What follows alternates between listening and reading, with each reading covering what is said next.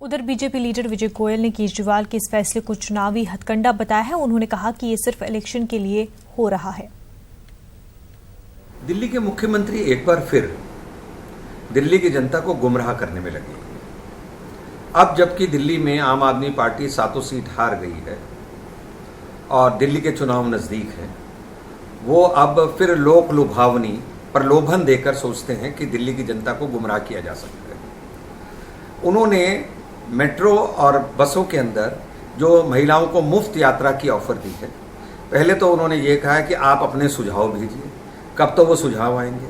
फिर उन्होंने कहा है कि मैं अगस्त सितंबर तक इसको लागू करने की कोशिश करूंगा, और अभी आम आदमी पार्टी ने कहा था कि अक्टूबर में शायद चुनाव हो जाए। तो इसका मतलब है कुल चुनावों को देखकर वो ये बात को कर रहे हैं। दूसरी बात ये है कि केजरीवाल कहते हैं हमने बिजली मुफ्त दी, पानी दिया, अब वो मेट्रो की बात कर रहे हैं। ये पैसा कहाँ से आ रहा है? ये पैसा तो जनता का ही है।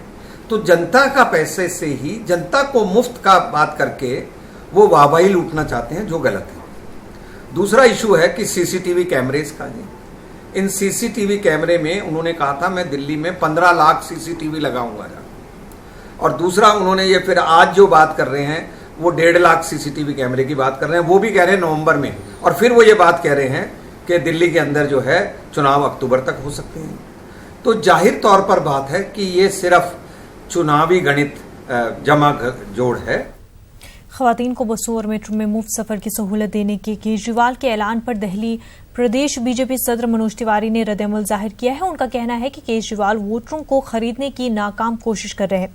तिवारी ने कहा कि केजरीवाल ने 5 बरस में सिर्फ झूठ ही बोला है। पोल्यूशन में नंबर 1 बनाने वाले घोषणा मंत्री जी ने आज फिर से कुछ घोषणाएं की हैं, और वो घोषणाएं ऐसी हैं कि हर घोषणा पे दिल्ली वासियों की हंसी रुकते नहीं रुक रही है। अगर 1.25 करोड़ हमारी महिलाएं हैं, दिल्ली की बहनें हैं, तो इन लोगों को उचित रूप से ट्रांसपोर्ट की व्यवस्था के लिए कम से कम 20,000 बसों की आवश्यकता पड़ेगी। तो दिल्ली में बसें कितनी हैं साहब? दिल्ली में बसें इस समय मुश्किल से 3500 से 3800 रह गई हैं। तो जब बसें नहीं तो बैठाओगे कहाँ?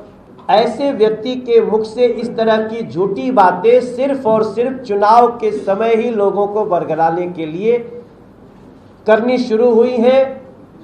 और हमारा ये उद्देश्य है कि हम दिल्ली को ऐसे झूठे लोगों के जाल से बचाने के लिए सतर्क रहे भी और लोगों को सतर्क करें भी।